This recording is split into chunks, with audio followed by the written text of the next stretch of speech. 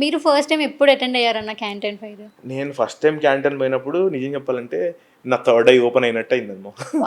Surprising. అంటే ఎట్లా అయిపోయిందంటే నాకు ఏది ముట్టుకున్నా అంటే అంటే అంటే అద్భుతం అనిపించింది, అట్లా అనిపించింది. ఈచ్ అండ్ ఎవ్రీథింగ్ అంటే ఇది దాని కాస్టింగ్, దాని బ్యాక్గ్రౌండ్ వర్క్.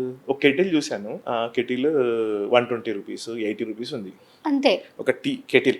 అసలు నాకు అనిపించింది వీడు ఎట్లా తయారు చేసి ఉంచాడు అని. మనం కొన్ని టీ షర్ట్స్ అవి చూస్తే కూడా వీడి స్టిచ్చింగ్ కాస్ట్ కూడా రాదు, ఎట్లా ఇస్తున్నాడు ఆ ప్రైస్ కి అనిపిస్తుంది. కాకపోతే అక్కడ చీప్ ప్రోడక్ట్ అంటే మనం అనుకుంటాం చీప్ పడుతుంది, క్వాలిటీ తక్కువ ఉంటదేమో, కానీ వాడికి అది కాదు ప్రాబ్లం. వాడు ఏంటంటే ప్రతి సోర్స్ ని టార్గెట్ చేసాడు. ఇప్పుడు మెటల్స్ ఏమో ఆఫ్రికాలో చాలా మైన్స్ చైనీస్ కంపెనీస్ కి ఓన్ మైనింగ్ కంపెనీస్ ఉన్నాయి, వాళ్ళు మైన్ చేస్తారు. దాన్ని మెటల్ ప్రాసెస్ చేసే కంపెనీలు ఒక సిటీలో ఉంటాయి. మెటల్ ప్రాసెస్ చేస్తాడు వాడు, చేసి ఆ మెటల్ ని ఈ ఎకో సిస్టమ్ ఉన్న ఏరియాకి డంప్ చేస్తాడు.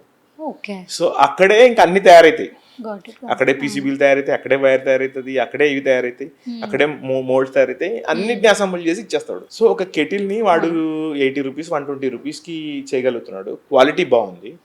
నేను చెప్పాలంటే మనం ఇండియాలో నిజం చెప్పాలంటే మనకున్న ఎకో సిస్టమ్ కి తయారు చేయాలంటే అంటే ప్రైస్ ఎక్కువ పడుతుందని మనం అనుకుంటాం, కానీ అంటే మన దగ్గర ఆ ఎకో సిస్టమ్ ఇంకా డెవలప్ కాలేదు, ఇప్పుడు ఇంకా వస్తుంది. ఇంకా చాలా మంది అట్లా చేశారు. మొన్న